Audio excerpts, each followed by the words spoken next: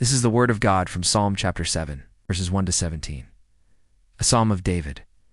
Surely God will deliver me from my enemy and from those who say of me in malice.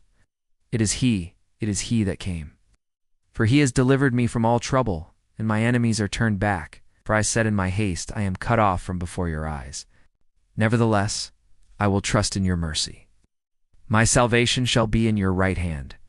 For you have granted me life and peace. You have given me security, and my trust is in you. Be merciful to me, O Lord, and teach me the decree of my transmigration. For my days pass away like smoke, and my nights end in vain.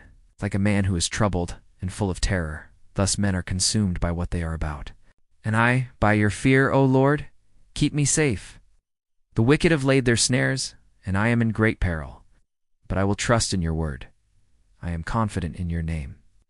For you have taken my oppression and my fear. I have lifted them up and brought them to rest. For all my troubles are multiplied above my head, and my answer and my deliverance are with you. Your ears, O Lord, are to hear, and your eyes to see all the oppression that I am suffering. Teach me what I should do when my enemy comes back. In your law, O Lord, have confidence, for I trust in your word. As for the proud, their answer is a lie. The Lord will repay his own way and destroy the memory of the wicked, and the offspring of evil men shall be destroyed. But the Lord sits forever, O King, for his kingdom is everlasting, and he will bring judgment till the appointed time, till his enemies are made away with. The Lord will make me whole again and save me now. My enemies will see it and be very glad. 8. But he that is glad in my salvation shall say, The Lord be magnified. Let all my enemies be ashamed and turn back. They shall die and perish in their own shame. And Israel shall live and be glad. Awake, O Lord, and save me.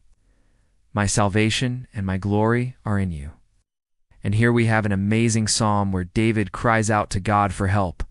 He asks God to save him from his enemies and to judge him according to his righteousness. He also asks God to teach him how to walk in his ways and to forgive him if he has done anything wrong. But the context of this psalm is not just about David's personal relationship with God. It's also about his fight against his enemies. At the time of writing this psalm, David was being pursued by King Saul, who wanted to kill him. David felt alone and afraid, but he knew that God was his only hope for deliverance. So he cried out to God for help, and his prayer was answered. God delivered him from Saul and from all his enemies. This teaches us that no matter how difficult our circumstances may seem, we can always trust in God for help. We just need to cry out to him in faith and he will deliver us. Now, I think there are 3 secrets in Psalm 7 that we need to unveil so that we can understand David's cry for deliverance. No. 1. Verse 2. Surely God will deliver me from my enemy and from those who say of me in malice. It is he that came. When David wrote this psalm, he was hiding from his enemy, King Saul, who was trying to kill him. David felt alone and afraid, but he knew that God was his only hope. So he cried out to God for help. He believed that God would answer his prayer and deliver him from his enemy. Verse 3. For he has delivered me from all trouble, and my enemies are turned back. Behind, for I said in my haste, I am cut off from before your eyes. Nevertheless, I will trust in your mercy. My salvation shall be in your right hand. Now in this passage, David expresses his confidence in God's righteousness and justice. He believes that God will judge fairly and will punish those who have done evil. He trusts in God's righteousness as a refuge from his enemies and feels confident that he will be saved because of God's faithfulness. David realizes that he might be facing danger and even death, but he chooses to trust in God's mercy and believe that he will be saved. He also acknowledges that God is in control of his destiny and that he is relying on God's power to protect and deliver him. No, 2, verse 4. For you have granted me life and peace. You have given me security, and my trust is in you. Be merciful to me, O Lord, and teach me the decree of my transmigration. For my days pass away like smoke, and my nights end in vain. In this part, David remembers all the blessings that God has bestowed upon him, such as life, peace, and security. He recognizes that everything he has is a gift from God, and he expresses gratitude for God's generosity. However, David also acknowledges that his life is passing quickly and that he has wasted some of his opportunities. He asks God to teach him how to live the rest of his life wisely and to help him not to waste any more time. David was a man who understood the value of time, and he knew that he could unafford to waste any of it.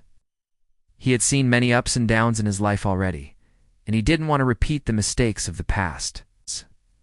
That's why he asked God to teach him the right way to live the rest of his life. He wanted to make sure that he used his time wisely and lived a life that was pleasing to God. No. 3. Verse 15, 16. Let all my enemies be ashamed and turn back. They shall die and perish in their own shame. And Israel shall live and be glad. Awake, O Lord, and save me. My salvation and my glory are in you.